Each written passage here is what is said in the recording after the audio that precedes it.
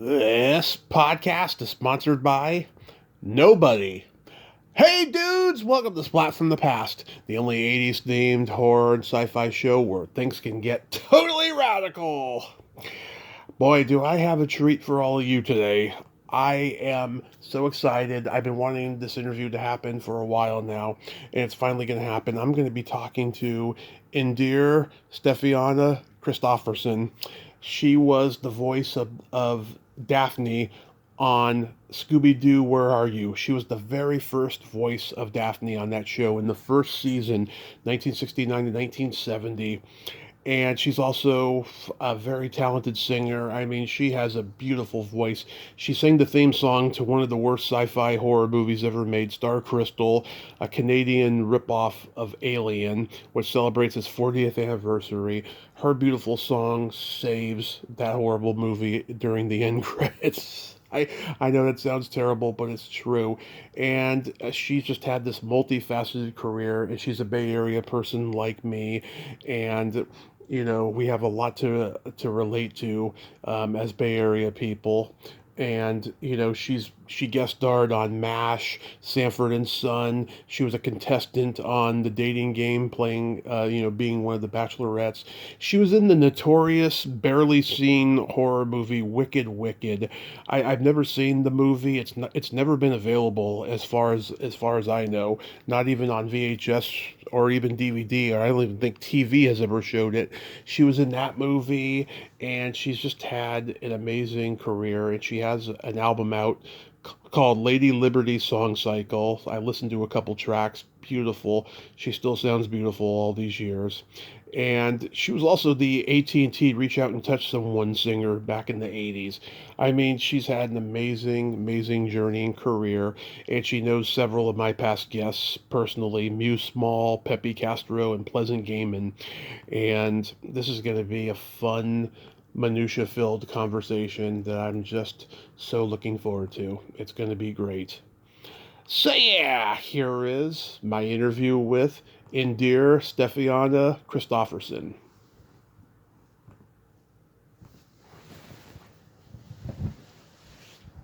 Hi, Tommy.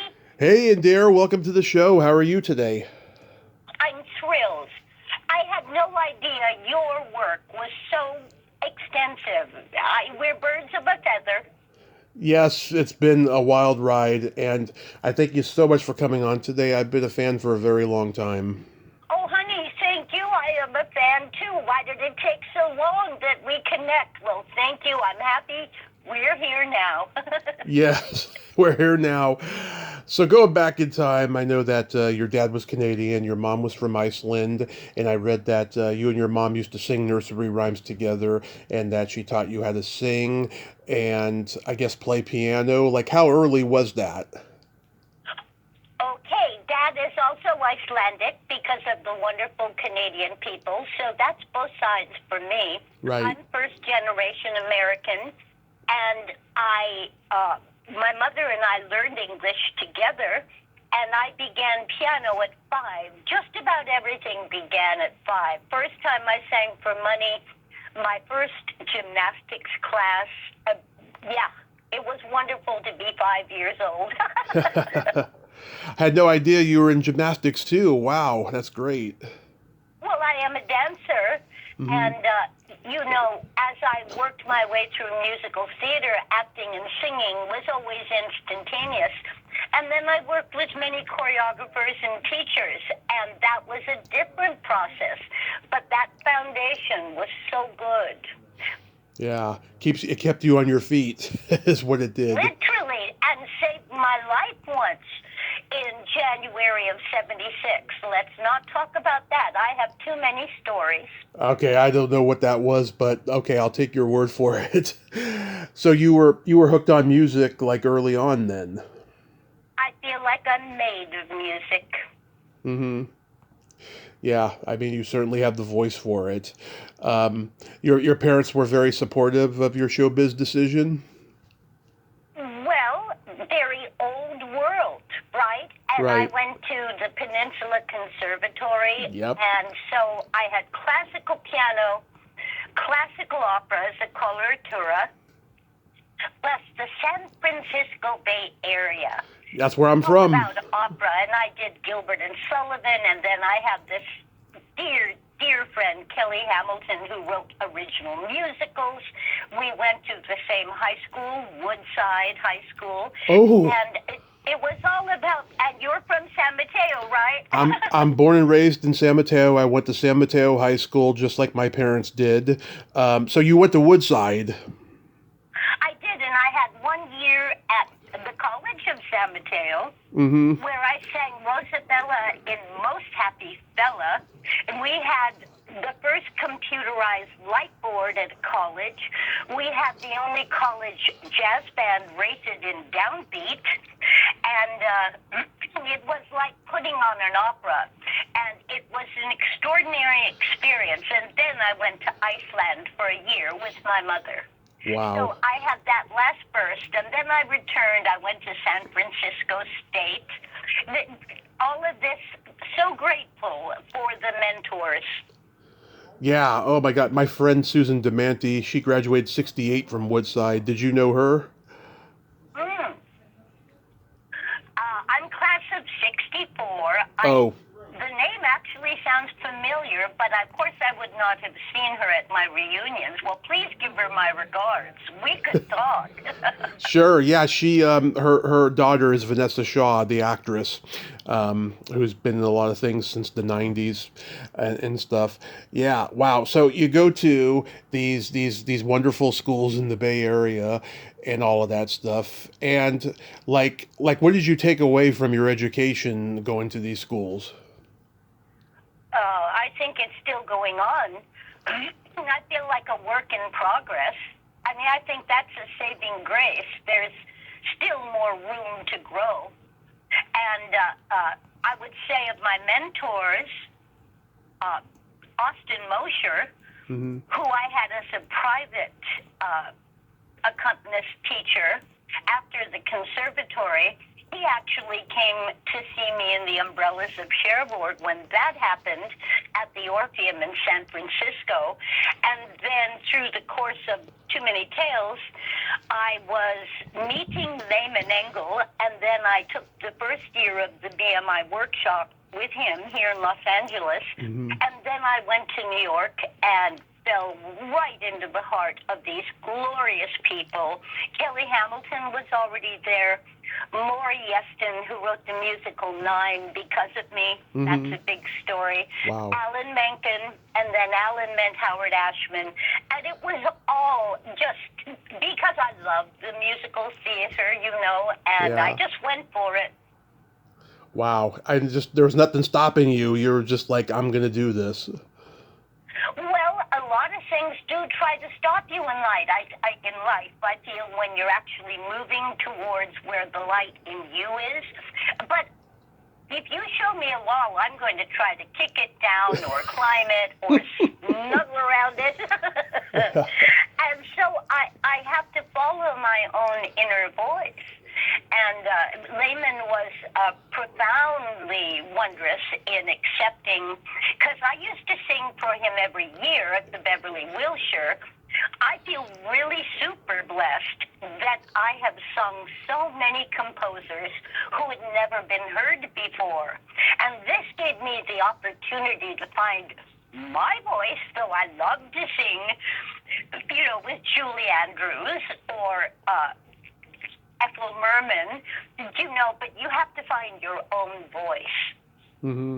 You do. You have to, you start off imitating people, and then eventually you do find your own voice. And I figure the vowels that I learned by starting in Italian and French at age 8, plus my influence of my dad's Canadian accent and mom's Icelandic accent, that my voice somewhere was kind of English.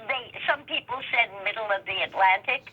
But for me, it was just about, am I connecting with my diaphragm? You know, am I speaking to the eye? It was a tremendous joy to do cartoons. Oh my gosh, I had no idea the depth of your understanding. Oh, thank you. Yeah, so I also went to CSM, the College of San Mateo. We used to call it the College of Small Minds because so many people came and went, and I was probably the last generation that was allowed to smoke pot in the courtyard over there. They don't allow that anymore. But yeah, Oh, that's adorable. That's funny. Okay, I have a tiny thing. uh, Pete Albin, who ended up being with Janice I know Joplin. Peter. He's been on the show. Is he on your show? He's been on the show before. Yeah. Oh, well, I'd love to speak to him again. And we'd sit in the cafeteria on the floor. He'd play guitar, and all the ladies with their hairnets found it very upsetting. His wife's on Facebook, Karen Lisberger, if you want to find her and connect you with Peter. Yeah, he's a great guy, and I've met him in person. Very sweet guy. Yeah, so you told me that you're distantly related to Chris Christopherson? Oh, well, we think so. We spoke on the phone only once. Fred Roos called him up. Mm-hmm. And, yeah, but there are many Christophersons. Yeah. I am. And they tend to be Vancouver to Winnipeg. Dad was born White Rock Crescent Beach below Vancouver. Then the family moved to Winnipeg. It was amazing that my grandmother, his mother, had 9 children. Mm-hmm. My mother was one of 7.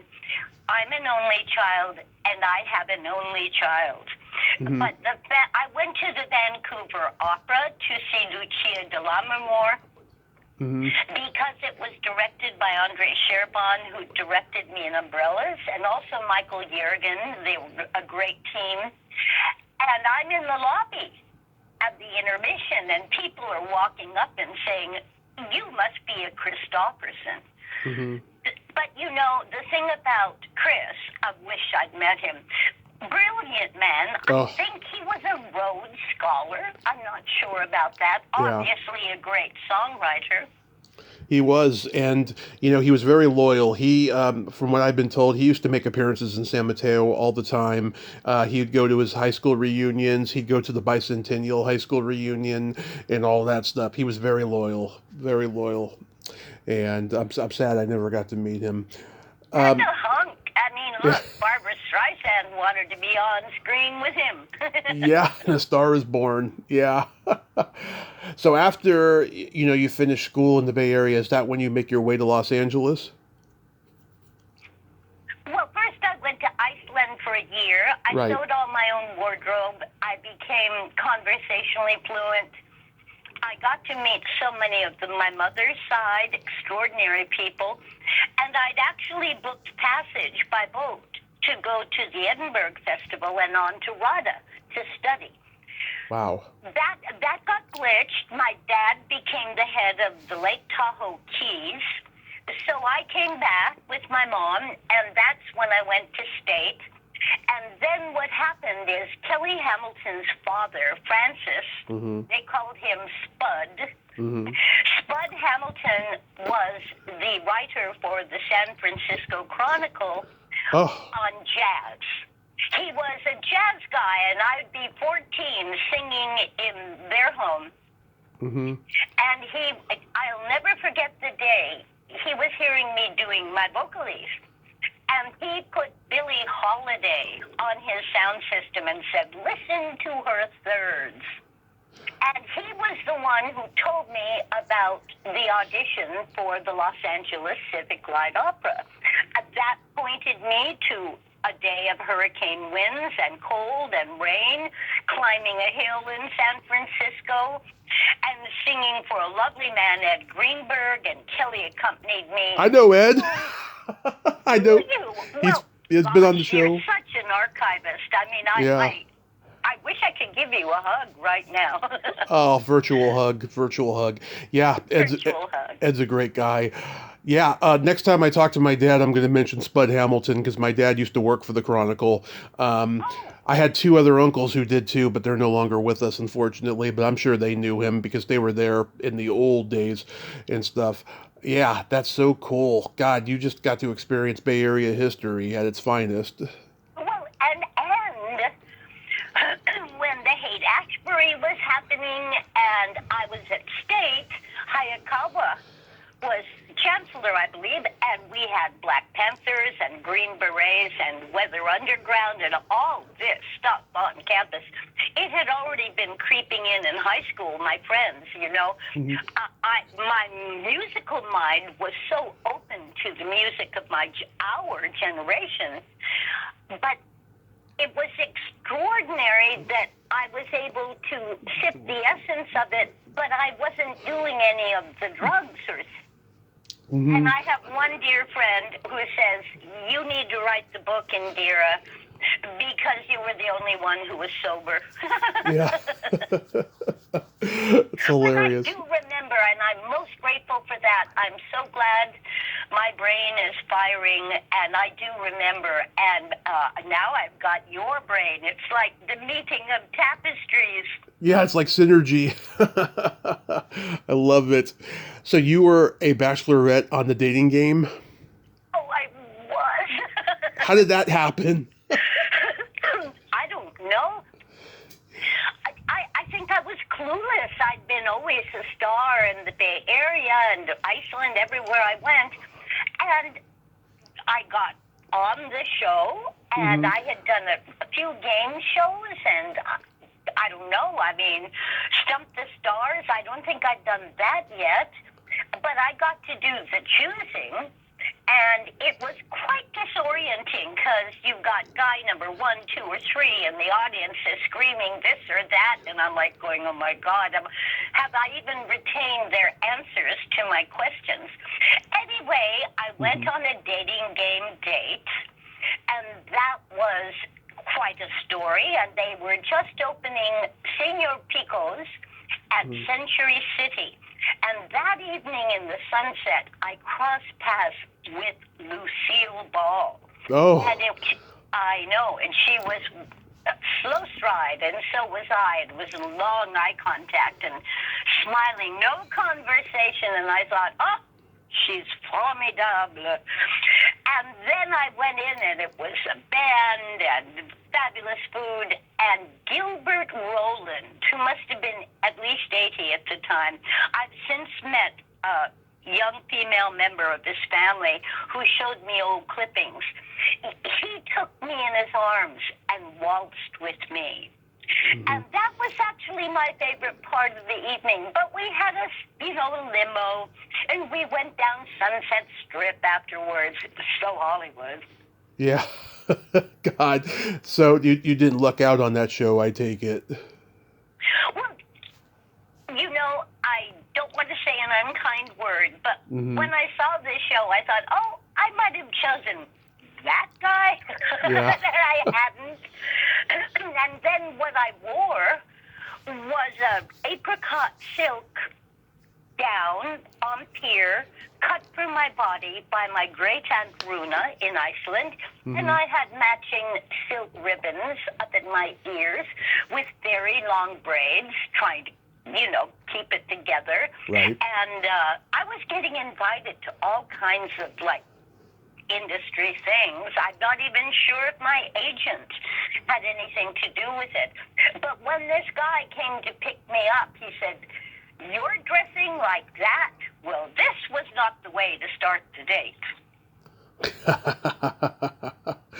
Hilarious. I have a passion for fashion, don't we all? Oh, absolutely. So you guest starred on Mayberry RFD. How was that experience? Fantastic. It was Desi Lou Yep. and Eddie Foy III, I believe, cast me in that. Later, my dear friend Jeff Conaway gave him a great door to Hollywood. Yeah. And we shot day for night. That was, to be in the sunlight with even more light coming upon you. But it was wonderful, and I played Goober's girlfriend, and George Lindsay, who played Goober, such a lovely man. I mean, I think at the time I saw his Heisman Trophy, wasn't it? And he Yeah. had a beautiful home in Beverly Hills. He was saying, "Oh, you ought to do country. You ought to." I love to sing country. It wasn't what I was doing, but he was not like Goober. You know, he was a really neat guy. Yeah. Yeah, I know. He was just a really funny guy. I loved Gomer more, of course, Jim Neighbors. Oh, But Gomer. Oh, yes. yeah, and Ken Berry, of course, was the star of the show. I was just going to mention him. Mhm. Really a song and dance man. Yeah. So gracious. One day we had some kind of long break and we were shooting, I think it was CBS Radford. Anyway, he took us all to Musso and Frank's. And anyone out here will recognize this grand old restaurant on Hollywood Boulevard. Oh, we had so much fun. Yeah, I've talked to his first wife, Jackie Joseph, wonderful actress and lady, and I love her. I admire her. I friended her on Facebook. She doesn't even know how much I admire her. yeah, and I've met her in person. She's great. Yeah, she still has a fondness for Ken, for the years that they spent together and stuff, which is great. How do you come to be the first Daphne on Scooby Doo? Where are you? Okay, there's a long version. The short version is I was working with the Patty Freeling. Mm-hmm. They were doing, get ready, Tommy, they were doing a version of Alice in Wonderland. Yep. And I was one of the several girls auditioning. I don't think the piece ever happened. But I had two pair of Mad Hatter and March hair, which was Nick Ullett and Tony Hendra, Yeah. Avery Shriver and Paul Sant. Oh. And there was a gal named Jackie, some executive from CBS who was hanging around or part of the project. And she kept saying, that voice, that voice.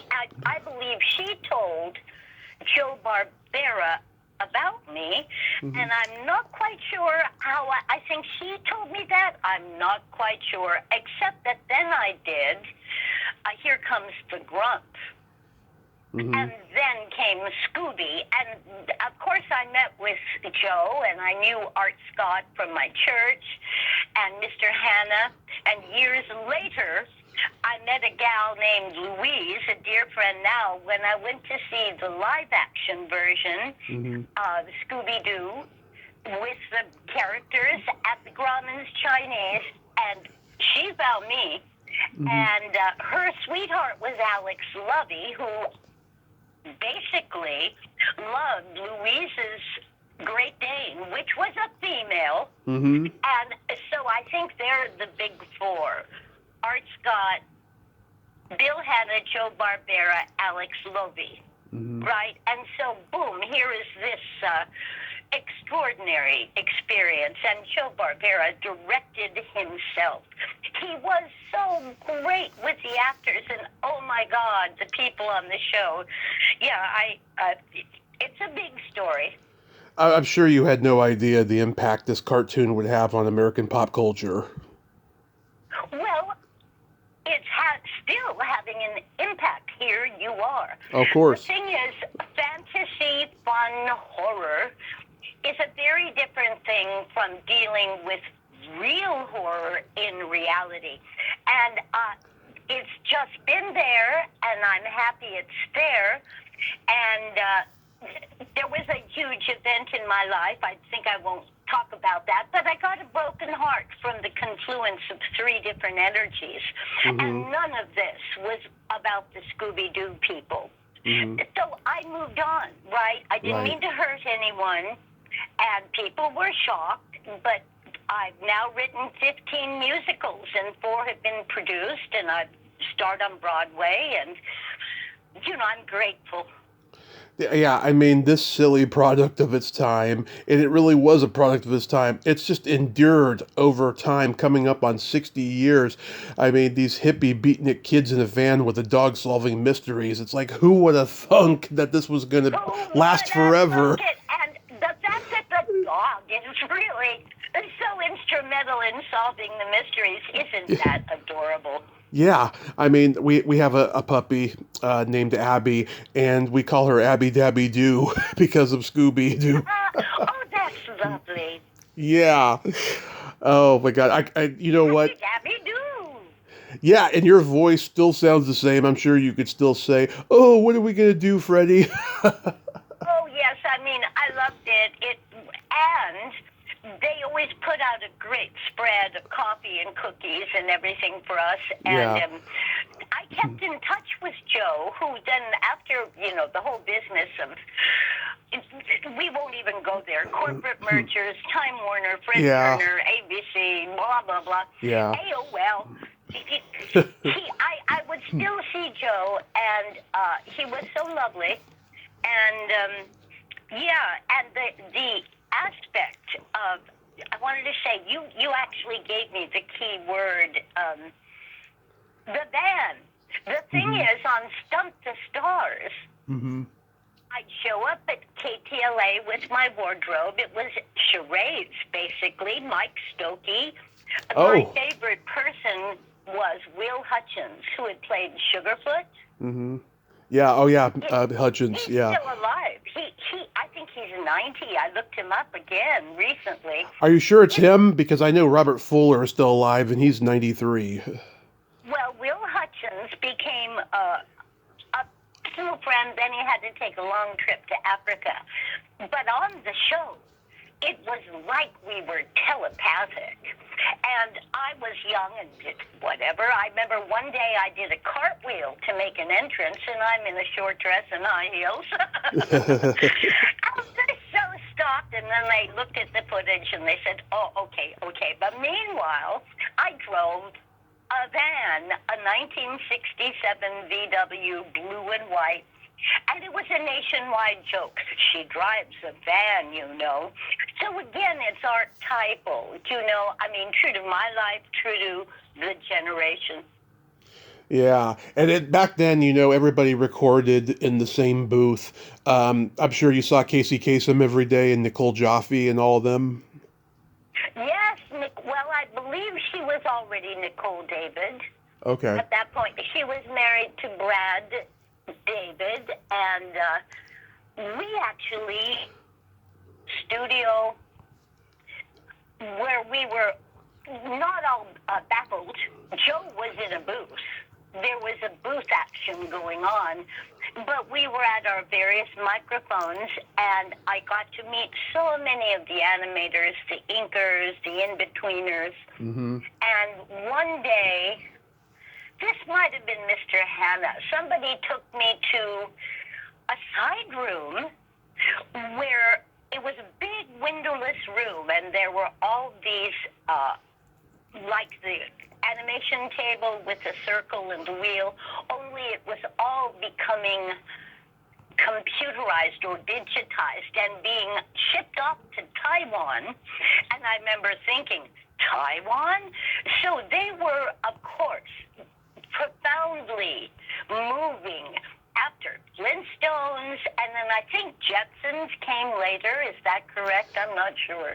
They came a little bit did. before Scooby Doo, but then they came back later. Okay, there you know better than I. Thank you. Yeah, because Flintstones was first, and then Jetsons was like right in the middle of that. Um, yeah, so like everyone recorded in the same booth, and like the last episode that aired that you did the voice for was the Snow Ghost episode. Now, when I was growing up, they used to run that one every Christmas time, even though it's not a Christmas episode per se. It takes place in the snow. They would play it around Christmas time, and I still think it's a great episode. It's really cute. Well, I count on whoever is listening out there, you beautiful people. You're all teaching me.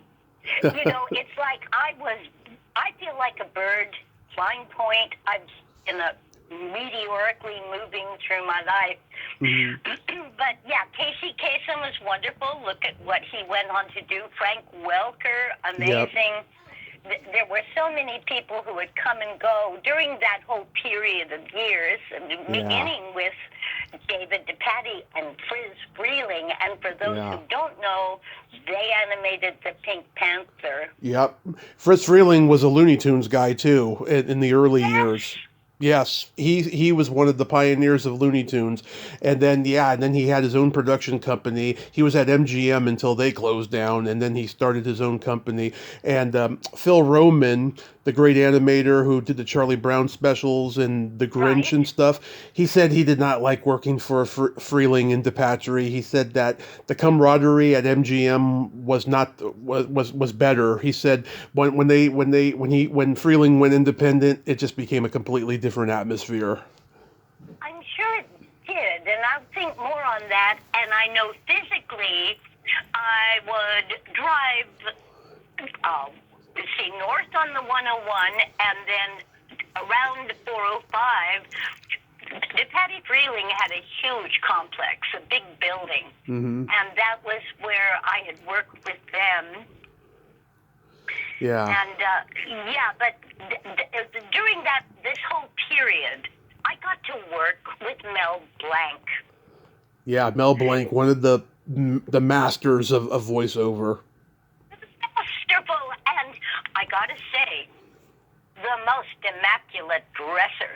He was so well tailored, he had gigantic diamond-studded rings. And I also got to work with June Foray, the voice of Rocky. She was a beautiful woman, and she could just do any kind of voice. And I saw an interview she did in like her early 80s, and she could still do all those voices just pitch perfect. And working with her was so cute because we were on separate microphones. Dear June, so tiny, her heels must have been 4 or 5 inches. I kept thinking, she's so tiny, how could she wear those high heels? And they reset the mic stand, but she did not ask for it at voice level. She had it placed a few inches above her head, forward above her head, and she would lean forward and she would talk into that microphone, and it was like, oh my God, her whole body and being thrown into this. Yeah, God, they were just, they were craftsmen, they were taskmasters. Yeah, so you did other cartoons. I'm not familiar with Here Comes the Grump or Captain Caveman and the Teen Angels. Those were also Freleng and DePatrick cartoons, huh? Yes, and I was a singing toad in Bucky O'Hare and did a lot of stuff in New York. But Here Comes the Grump had Rip Taylor, often called the crying comedian, playing the Grump. And my leading man, as it were, I'm playing Princess Dawn, was, his name just went out of my head. Jay North, isn't that right? He had played Dennis in Dennis the Menace. Yes, he was Dennis the Menace. We also had Marvin Miller, who had been on TV screens already, passing out a check at people's door as a millionaire. Wow. So it's fun. Online, there's Francis Bender, Jerry Ross. There are a number of people who just adore Here Comes the Grump and Scooby together. And so I got a great package in those two, and great training. You're right, they were taskmasters.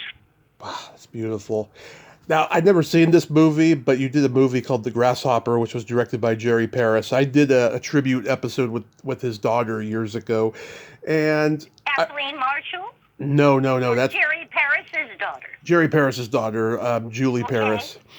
And, I've talked to people who worked with him. They said that, he was kind of nuts and, he was very moody and he could raise his voice and so forth. Did you find that to be so with him? No, not at all. And in fact, it was Gary Marshall's first movie. Oh, nice. And yes, and for a while I was with his group, Compass Management, so I got to know Penny very well. She'd tell me all her secrets. And then, but Gary was a delight, and we had already begun filming in L.A., then we moved to Las Vegas. I loved Don Feld, one word, Donfeld. He was the costumer. He took me to the Warner Brothers costume department. I could give you 1,000 words on that. But we had an original director before Jerry. Mm-hmm. And again, because this was like a shock, a weekend had passed, and our original director was fired, and Jerry Paris came on. And my understanding from the set conversation was Gary, with his first movie, was freaked out, and they were only so many days in, and then more days behind on budget and schedule. I believe the original director was Don Medford. Yes. I'm not sure. But Jacqueline Bisset was lovely, quite interesting, really. And then everybody, it was, who knew? Again, who knew? But I was the second female lead. And in one of the scenes, I hold a little baby boy who was Gary Marshall's baby boy. Mm-hmm. Wow. And, and there was also Jim Brown, who was he was coming off of being a football player, and he had done the Dirty Dozen by that point. Well, yes, and I was vaguely aware of all of that, but the trip for me was we were staying at a famous hotel there in Vegas. Anyway, one of the grand old places, and one morning, it's like 7 a.m., and I'm standing in the lobby to catch an elevator. It opens. Jim Brown, hunk of a guy, walks out, and I'm like, oh my God, look at him. I didn't have any scenes with him, I don't think. No, I don't remember that. But I have heard from Kathleen Marshall, and I need to get back to her. And Gary, gosh, she has done so much for women, and perhaps I would have gotten a shot at A League of Their Own had I not gone to New York. But certainly, we all know that Gary loved gals. Plus, he understood, the way I see it, where we grew up, the El Camino Real. That whole scene in the Bay Area. And then we had Happy Days, Laverne and Shirley, all fabulous. All great, yeah. I mean, people I know who knew Gary say that, the guy understood humanity. That's why he was so successful at both film and television. And he was balanced. He was female-friendly in characters, as well as male-friendly. Charlie Haid, who played Renko on Hill Street Blues, is a friend of mine. I sang at a wedding he had, but I'd met him in New York auditioning. We became fast friends. He knew my home on Wonderland Avenue. He gave my son a Kermit the Frog when Casey was born. Aww. And Charlie took me to Warner Brothers one day because he had Fair Dinkum with, I'm funny, I'm saying Fonzie, but I mean Henry Winkler. Yeah. And here we have a lovely little match point. Henry Winkler took me in his arms and began to waltz with me. And it was such a treat to meet him. But I heard or saw an interview that Gary had made about why Henry got the role. I mean, you're right. He was so humane, and he loved the girls. I'm so grateful for that. Mm-hmm. And then you played the hat check girl on Sanford and Son in the birthday episode. I actually watched it the other night. Oh my God, the stuff that Red Fox said on TV, you could not get away with these days. What was that experience like? Well, adjusting my brain. Was I in the episode you watched? I couldn't find you. I thought maybe it was like a background thing. Here's what happened. Mm-hmm.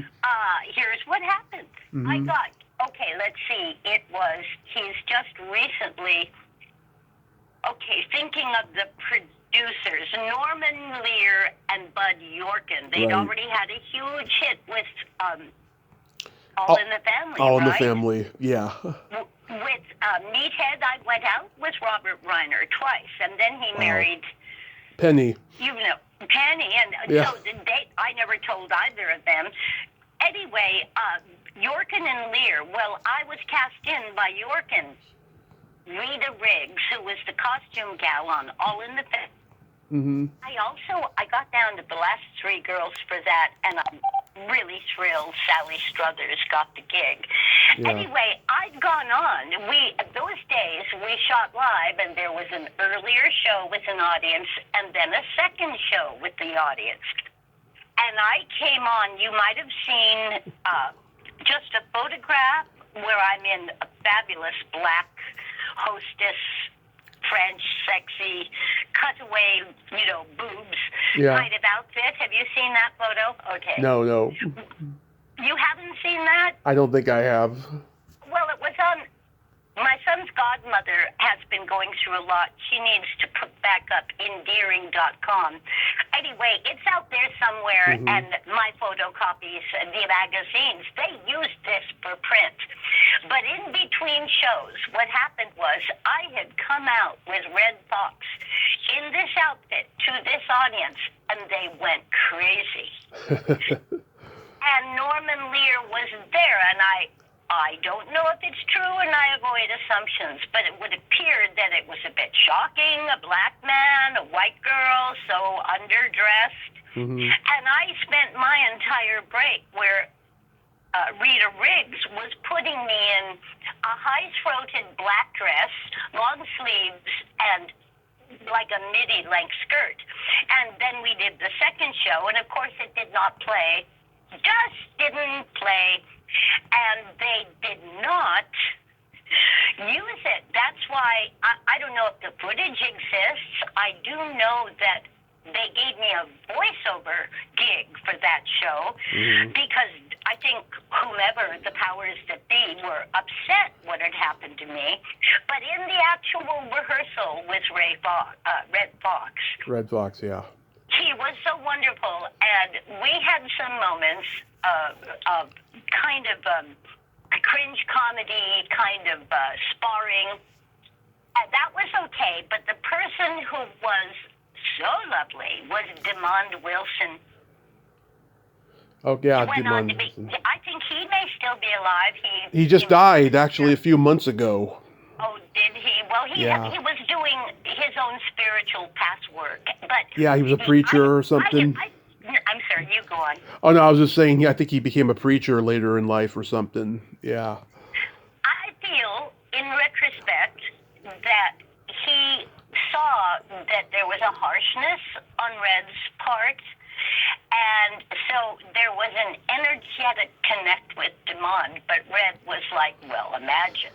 I mean, he was, and as I understand it, both All in the Family and then Red Fox Show, Yorkin and Lear had used what had been successful shows in the BBC and kind of transferred the template here to America to great success. Yeah. And you did an episode of MASH. Oh my God, I remember this so well. Yeah, we see you in the shower, and what's it? So much fun. Wayne Rogers. Yeah, he hands you the towel and says, "I hope your shower cap springs a leak." Yes, he was they were all funny. McLean Stevenson, he was a hoot. Alan Alda, lovely. He and his wife Arlene came to see me in umbrellas at the Public. He's very fascinated by physics, as am I, and has done a play about Richard Feynman. Many people don't know. But I got that gig because of Burt Metcalf, who had cast me in Here Come the Brides, which again shot at CBS Radford.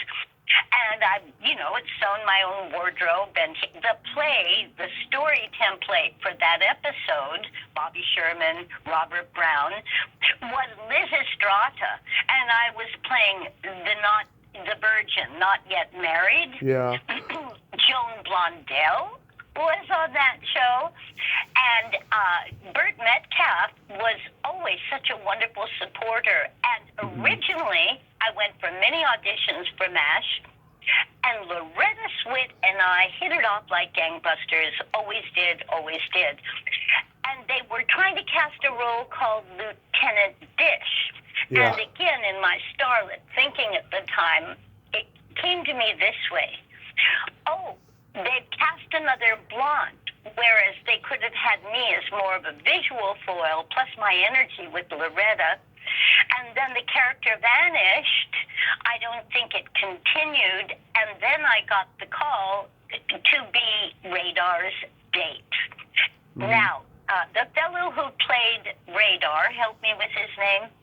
Oh, Gary Berghoff. Gary Berghoff. What a sweetheart, what a sweet guy. I didn't actually play with him, but in the actual filming with Wayne Rogers, it was so interesting because I was already doing a lot of improv, and I understand you've done this as well. Mm-hmm. So we're there, and the camera's rolling, and nobody says cut. Yeah. And I throw the soap at him, trap her, and all of that stuff, you know. So it was only one show, but a legendary story, again, beginning in the movies with Robert Altman. So, yeah, Yes. it's iconic. What can I say? I think I didn't get the context. I was just doing the work. Yeah, well, I have to say you have a beautiful collarbone. Oh, that's so funny you would say that. Well, that's all we saw. That's all we saw on a network TV show, you know. Yeah, I was wearing a nude body stocking, Mm-hmm. and I was literally there in a shower wearing dog tags. And the experience on that was fascinating is the two makeup people. The first one used like Max Factor pen stick, something, the face down to the collarbone, and then they brought in the body makeup gal who used Pancake, which is water-based, and I remember saying, you do realize I'm going to be in the shower. This is all going to wash away. And it did. That's hilarious. Now, I'm a huge horror fan, but I've never seen Wicked. It's one of those movies that's like not available anywhere and stuff. What happened? It played on Turner Classics. Oh, that's new to me. What happened with the movie, though? It was very campy, and they were advertising the dual visions. They had split screen stuff going on. And this I was represented by my agent, Georgia Gilly. And the guys who did 77 Sunset Strip, let's see, Richard Bear, and the other, it'll come to me anyway. I am trying to be respectful and remember names, but they had caused this piece to happen. And I think I was playing Ginny, and my friend Tiffany Bowling was the first female, and I knew her personally. She's lovely. I always said about Tiffany, archetypally, she should play Lady Godiva with a long blonde wig, naked on a horse. That was Tiffany Bowling. Yeah. But in that movie, I was thought as the number 2 gal, and the costume gal, it had taken me to Century City to shop for what I was going to wear. She made me look fabulous. I learned a lot from her. But Tiffany was put in things that I'd have to describe as dowdy, and the costume gal is complaining to me. I mean, how can you make such a gorgeous girl look dowdy? Whatever, you know, the whole shift of how women were being perceived for roles at the time. It was such a thing, but it was fun. And my leading man, gorgeous, had the same name as a famous photographer. Now that's going out of my brain. But I had to do a quote-unquote casting couch moment that was totally not, you know, in any way naughty. I guess he was going to a side room at the casting with various girls that had been chosen as final casting. And David Bailey, that's his name. And he was delightful. We played, I perceive it as romantic comedy. But when I got on set, his wife was there in tennis clothes. And I found that very intimidating. Like, I got to watch my husband. Who is this young actress he's playing with. And, this was not pleasant. Anyway, it was great fun, and it did play on Turner Classics. I'm thinking somewhere around 2010, 11, 12. It exists somewhere. But and there was this grand old character actress who was playing organ. It was weird, but it was fun. And I don't know, horror light maybe. Yeah, I mean, I know it's rated PG, so it's not like super gory or anything. But yeah, when I eventually do see it, I will let you know. Well, where we filmed was at the Hotel Coronado. Mm-hmm. And that was a beautiful setting. I did my own hair and makeup, and a wonderful photographer took that photo you used. So, dating myself, I figure we're all ageless gods and goddesses, so let's not worry about numbers. Yeah. Thank you for laughter. So I love bad horror movies, and Star Crystal I've always been a big fan of, and I love that song you sing at the end. Like, oh, thank you. That is so delightful of you. Oh, it's beautiful. How did you come up with the song, and how did it wind up in this movie? Well, you asked such wonderful questions, and there were a few guys, two primary, but the one I remember with whom I dealt was Eric Wooster, and I believe it was WOS. Anyway, these guys had been kind of training and making with Cheech and Chong. Oh. And I had a corporation and a music production house in New York, and I was bi-coastal for 18 years for a while. And we, Doug Ketsaris and myself, we'd received the script of Star Crystal, and I read it on a plane, as I remember, flying to L.A. And what I liked about the script is that in the beginning, the alien is viewed as a threat, and then he ends up, I believe, calling up the life of Jesus. So he becomes now a help with the stranded space crew, right? Mm-hmm. So I read this, and the specific request was for a song at the end of the movie. And right there on the plane, and as I landed back here in L.A., I wrote a whole lyric. And then Doug had whipped up some music, and we wrote together on music a lot. But, it's like McCartney, Lennon, you just do what you do. You get the piece manifest. We went to a studio on Jefferson, Culver Village area. We used to be able to book for like $25 an hour. Great piano, good sound. Yeah. We did a demo. They accepted the song. Eventually, we recorded the tracks at Mad Dog Studios in Venice at the corner of Lincoln and Superba, I believe. And it was my father had passed on. I felt I was singing for him. It was all really great. And Doug had been for the movie track. I hear the movie was a big hit in Australia, Star Crystal. But when we had done it, he was gifted with all the synthesizers, and he had done an electric guitar part. The weirdest thing for me was the engineer, quite capable, had said, they often would do this, he was taking my voice in on two separate tracks, and he detuned one track, which they do to broaden the sound spectrum, and he made it just a bit sharp. And that's the track he fed into my headphones, and it was like, okay, well, that's not going to change now. I am a high soprano, but I'm famous for my pitch.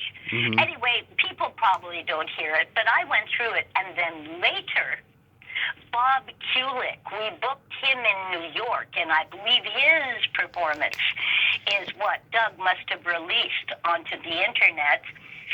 Doug's also done like an orchestral version, but we paid him a lot of money and said, you're great, and I was instrumental to causing the band Balance, when you interviewed Pepe Castro, Yep. that became Pepe, Bob Kulick, and Doug Katsaris. Now, Bob Kulick has passed on, but so gifted, and I believe his brother Bruce is now playing with Kiss, Paul Stanley and those people. You see, I had not lived a lot of what the 80s, later 70s were about, because I was working all the time. But in New York, working, I met all kinds of people. You know, Motley Crue. I met the Ramones on the subway. Oh. You know, it was such a scene. I met Marky once, Marky Ramone. Yeah. And I Phil Ramone, another story, recorded at A&R quite a few times. He has a son about the same age as my son. He's passed on, and he was going to do an album with me, and I'd given him a disc, and he came to my beautiful apartment at the time. I served him dinner, and here's why I'm always telling people, if you listen to my album, please let me make it clear. I wrote these songs. I don't just sing them, because Phil himself said, "Oh my God, I didn't realize you wrote them." And then he went back to his home, and it was very shortly after that passed away. So that, you know, the cookie, she crumbles. Yeah. God, that's so cool. You got to work with all those rock guys and stuff. Yeah. Bob Kulick, of course, is Bruce Kulick's brother, and he played with Michael Bolton when Michael Bolton was a rocker. Yeah. Well, yes, and I did a lot of jingles. And Susan Hamilton, she was called the Jingle Bell. Yeah. She had produced, is it How Can I Live Without You? Was that the big hit for Michael Bolton? Yes, that was. Yeah. She had a lot to do with that. So you see, it all became intertwined. And in the world of jingles, it's changed now. You could hire anybody, big stars. Let's get Valerie Simpson, you know, or let's get the New York Philharmonic. Let's get our favorite guys from the Broadway hit. We could hire, everybody wanted this work and the residuals. Yeah, I know you were the AT&T reach out and touch someone singer, and I'm not surprised. I mean, of course you have your beautiful voice. I mean, it sounds like you. Thank you. Yeah, I mean, you must have made a lot of money from that because they were all over the place back in the day. Yes, and I think David Lucas, who had on 46th Street, the Warehouse Studio, he's the one who gave me a free room to record my anthem for America. But I was new to town. I've been trying to figure out how I met David, but he's still alive, and we write on Messenger, and I did much work for him, and he's a tenor. And I'm like Betty Buckley or Lily Pons, if anyone in opera remembers her. I'm like first soprano, high soprano, like a boy soprano. And they suddenly wanted a female voice where they were shooting the video at a petting zoo with beautiful children somewhere in Long Island, New Jersey. And so David said, "You're going to sing this." And I did. I think it must have been $10,000. It really helped me get landed in New York. Yeah. You've done a lot of theater. What plays stand out as like your favorite and your most accomplished in terms of performances? Well, I've done a lot of straight theater, and it's a very long credit. Tommy, I do not know who has written my Wikipedia or my IMDb. I've got to get that handled. But, again, the Bay Area where we grew up, tremendous theater work, and opera, Gilbert and Sullivan, the original musicals with Kelly, but also plays in school and Shakespeare. I love the musical theater, and something that stands out for me is that, for instance, when Maury Yeston and I met, he'd already had this idea since high school of doing the musical version of 8 1/2, and he couldn't figure out Claudia, the muse on the beach, played by Claudia Cardinale. Yeah. He met me, boom, the whole thing clicked in. He was my muse, I was his muse, and I did it through all of its growth. And Dick Shawn sang the opening sequence of Guido on The Tonight Show one night, didn't live much longer after that. And I got to know Raul Julio, big story of how I saw the show. Maury invited me 3 times before the opening. I frankly think Tommy Tune was not prepared to have me in the role that ended up becoming split in 2. I mean, I'm a student of the musical theater. Maury got that, so he exposed me to the show growing, and I saw it right before opening, and Tommy was sitting in front of me, just a row ahead, and we were in great silence for a while. The show played, and at the end, all these live dubs were released. But Tommy had decided to take a clue from Fellini, City of Women, whatever, and he decided to cast all women except for Guido and the little boy. So Liliane Montevecchi became the producer. Kate Bezina and Shelley Birch played the 2 split versions of me. The original book writer was Mario Fratti. I passed him on the streets of New York, and he said, Indira, I don't understand. I used to get goose pimples every time you sang, and now they... I said, well, whatever. But all of these people I knew is because Maury was invited to Connecticut College, and he won the Composer Librettist Award for that number of performances. I stayed in the dormitory with the rest of the cast. I had just gotten back from Paris, where I spent a month with Michel Legrand and his family before we actually did Umbrellas. And Maury was still writing, and Howard Ashman was directing. And there came a moment before the first day we were going to go before an audience, and I woke up to the sound of what I recognized was Maury playing piano down in the cafeteria. So I get coffee, I go over there. He says, I've written a new song, Part of Getting Tall. You're going to sing it. Well, a lot of the cast got upset with me because he cut out 20 minutes. And then Howard Ashman said, well, Indira, how would you stage it? And I said, well, I would do this.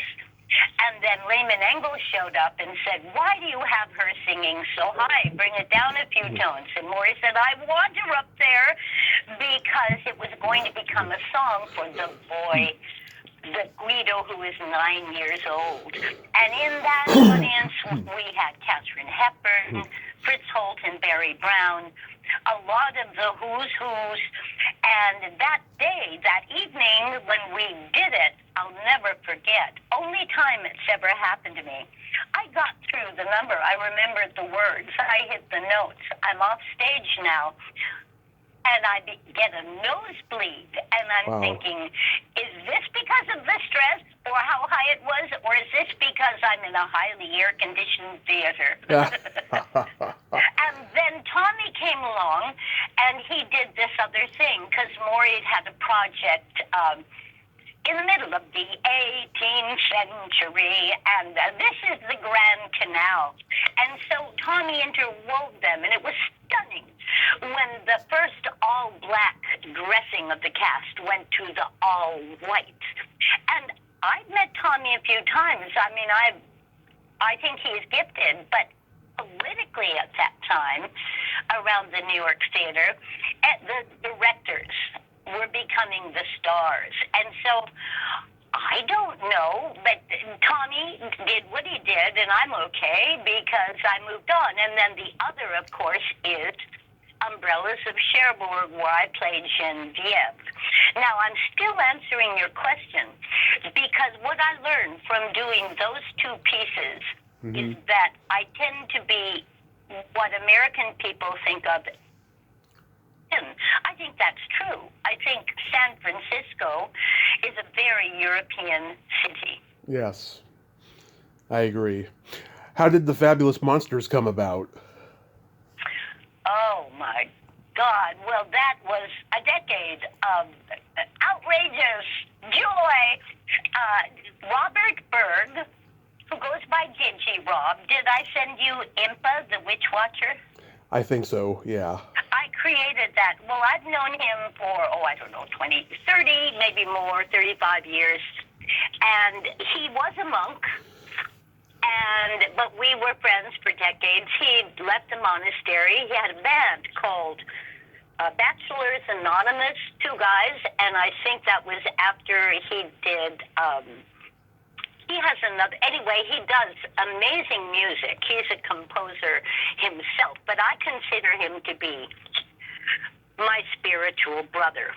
And so he said, you've got to meet Robert Pryor, who was our auteur, director, designer. And I go over to Silver Lake, Glaxus Studios one day, and this is at the beginning. And Robert and I, you can tell when the first time you talk to somebody, you can't get off the phone for 3 hours, that you have a lot that you are passionate about and care. And so I was the first female and only female for like a year or more. And the monsters, first of all, Robert is brilliant. Mm-hmm. And everyone in the cast was brilliant, and we're talking the best drag queens, the higher identity, the most phenomenal senses of humor.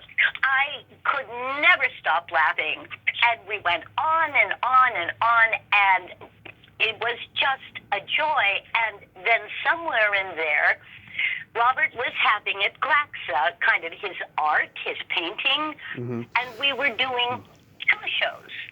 Project Alice, where Robert and I both love it. It's our favorite book since childhood, Alice in Wonderland, and the importance of being earnest. And it was entirely cross-cast. And this is when more girls entered the cast. And I remember a day when I'm spilling the glitter that was in the teapot for the Mad Tea Party. And Robert had wanted me to play Algernon, and I'd done a reading with Mink Stoll and John Fleck, and I said, Robert, I'm such a girl, and I get excited, and my voice goes high, and I don't know. I'm working on this musical. Well, he ended up casting me as the two butlers. And it got a lot of attention from Ovation, LA Weekly. I need a researcher to help me out. But it was so great that I got to play the butlers. Only I found myself going, now, Indira, you've always wanted to do trouser roles. Here's your opportunity. Why are you a little fearful? I'm not a fearful person. So I went to my main shrine, and I sort of threw myself down in surrender and said, I think I should say yes to this because it's making me feel uncertain. So I did, and oh my God, I had two totally different characters, and the gal who was writing theater reviews for the LA Times, I think her name was Kathleen Foley. She was British. When I'd risen from my prayer, I heard there are no small roles, there are only small actors. Right. And she actually said, Indira Steffanianna Christopherson, in a brilliant turn, proves there are no small roles, there are only small actors. And it moved. We did it first in Silver Lake, then we went to Conjunctive Points. And a guy named Bart D. Lorenzo had a theater he was creating, which later went to the Bootleg, and that's where I did the 8th version of my musical of Alice, because I worked on it almost 15 years, and we kept growing and growing. We had a great version at Highways. We played all over town. We did one at the Ed Gold, which was fabulous. Our Queen of Hearts was a guy from Germany, Black. He was fabulous. And the world, little by little, kept coming to see it, and I like it. I'm hoping Kathleen Marshall I wrote her a letter a long time ago, but I need to get back to her because I've had personal life challenges I won't go into. But I wrote her about Alice because her dad had all this money, Gary Marshall, and he created the Balkan Theater. And I want to see Alice have another shot at a properly recorded album. For a while, I was playing rolls and hitting drums, and then I got somebody to play piano in the version or cello, and then eventually I had my own band, and that was at the Ed Gold. But the bootleg came together with puppets.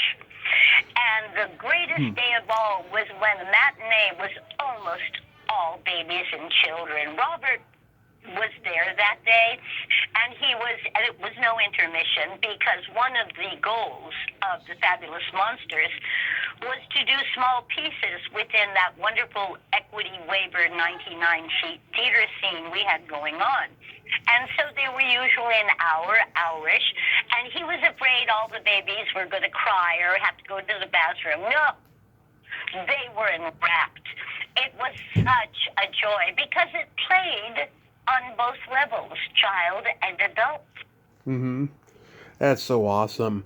So to wrap this up, do you have anything upcoming you'd like to mention?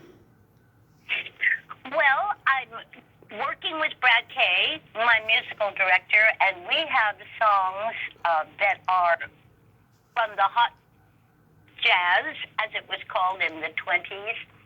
And then we worked up songs together that I primarily written, and I sang one just a cappella on the cup a few weeks ago that was sort of a baby song. I have lots of baby songs. I'd like to write a primer for the kids and include them, but with Kelly Hamilton again, we were teenagers, but it was like we were babies, and it's called Call Me Dodo. Anyway, Brad said, let's work it up. So right now, Brad is very busy with the Lit show. Lit as in literature, which he does every year at Beyond Baroque in Venice. And I think that goes off 2 days from now. But I hope to be rehearsing a new selection, and I have 3 shows worth. Because I want to do my original songs, and I've never stopped writing. I have at least 2 albums in me of spiritual songs, I call them, for the many names of God Goddess. I've written, 15 musicals, 4 have been produced, but I really am always writing. It's like, I guess, my self-healing. It's how I resolve my questions, and I'm hoping for that. But meanwhile, I don't feel bound by that. I'd kind of like to have a band, Tommy. I kind of want to get punk. And I've been through so many recording formats, and now everything is better, faster, cheaper. But it's all about the artists. I love collaborative art forms. So, yeah, lots coming up. And I want to just say, I'm super proud that I wrote the first musical for hearing and deaf. And that was when I had my company, and we put up $15,000. The Combined Fine Arts Councils in San Francisco matched the grant. We did it at the Palace of the Legion of Honor. It won awards. It got a proclamation from Mayor Dianne Feinstein. I ended up directing because I kind of had to from the piano. And it was first inspired as a solo mime piece by a fellow named Jay Zachariah, but went by Rainbow. He also had the Rainbow Light Circus and worked with people from, all that hip underground, theater underground, San Francisco. It was extraordinary to do that, and I have something else to say, but I'm not going to say that right now. Okay. Anyway, from silver to gold, I am a mime. One of the great people in my life is Richmond Shepard. And I was in improv troops with him here and Manhattan. We did the Top of the Gate for 3 years. He knew my husband. With my husband, he wrote the most charming musical called Bathtub, Single-Handed, about a singing plumber. Right. And Richmond and my husband have both passed on, but Richmond, before he did pass, told me all about the contracts, gave me complete license to produce it, to sing in it or not. And I would like to do that in a musical room at Pacific Resident Theater called the Wanda Salon, just a piano and the artists, set around 1972. Take a video of that. So that is kind of also very pregnant. I'm just dating on that one. So my music, my originals, some of the 20s, and let's get Bathtub single-handed, on the boards. Yeah, and by the way, if you want to get punk, you can always collaborate with Pleasant. I love her. And exotically beautiful, and I get that. She gets me. When I first came here as a starlet, they'd say, don't be too exotic. You need to look like a corn-fed girl from Iowa. Yeah. Oh my God. I just love Pleasant. She's just wonderful. And are you going to write a memoir? Because you got all these great stories. Well, again, thank you for the question, and people have been begging me for decades, and I say I'm still busy living it. I've written an approach for an outline, and I remember, and I feel that it's very much about how lucky I was to meet so many extraordinary people just in the course of doing my art. I mean, Maura Yeston lived at 200 Central Park South, New York, and one day I'm en route, walking down the lobby, going into the elevator with Muhammad Ali and his assistant fellow. Wow. Oh, my God. This, a 10-year-old years ago had said, who's the most famous person you'd ever met? And I said all these things. Oh, I met him. But he knew who Muhammad Ali was, and I thought, oh, isn't this interesting? And so, fame is difficult. Thank you for giving me a chance to get out there, because I am so bottled up. My son says I'm bottled up. I have so much energy, and I need a big budget. I've written 2 environmental musicals also that I keep working on. One thing I learned from Stephen Sondheim of his life is if he had like a college or even a high school production anywhere he could get to of a show he'd already essentially put in the can, he'd go and rewrite. Writers rewrite. And so I'm hoping to have, chapter 3 of my life. But yeah, I don't know. I'd like to write the book. I keep writing down ideas for titles, and I think, oh, maybe that's a chapter. And you are working on your memoir, right? I got to get back to it. Yeah, it's been about 5 years since I was writing it. I need to get back to it at some point. Well, I urge you to, but men gestate too. I mean, if you're an artist, we all suffer our art in some way, and we're all blessed by it, and you can't put a time frame on it. Silver to gold went off like light speed. Other things I've done, like Alice, that was 15 years. The fellow, I forget the name of the composer who wrote falsettos. Right.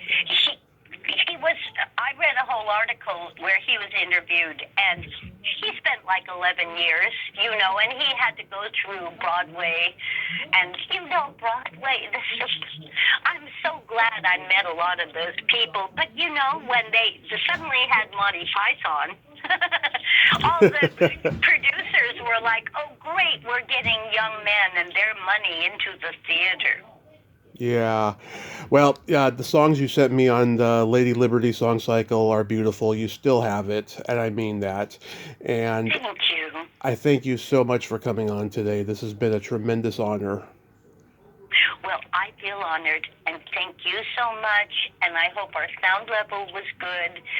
And my son is moving today, so now I'm going to be mommy food dog and watch the truck for him. But I have turned him on to your work, and he has friends. Eric Gladstone has made graphic novels. Surely you must know Jerry Beck. Yep. My friend Jerry. I know Jerry. To be continued. Thank you with all my heart. Indira, you are a wonderful lady. Have a great day. Be safe. Oh, and stay groovy. Okay, Stay bye. groovy. Bye bye. Well, there you have it. Indira Steffanianna Christopherson. What a sweetheart. I enjoyed every minute of that conversation. She was, oh my God, she is show business history, but a lot more than I thought. I mean, that was just fabulous. I mean, that was a time when everybody in showbiz knew each other and everybody encountered each other. It was the groovy 60s, 70s, 80s, and beyond, and she was a big part of it. And that conversation was just fabulous. I'm so glad that we finally got her on record. That's just fabulous.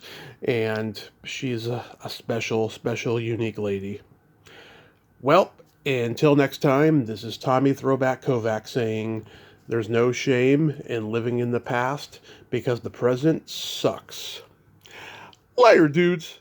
Scooby Dooby Doo, looking for you. Oh, wait, no, it's Scooby Dooby Doo, where are you?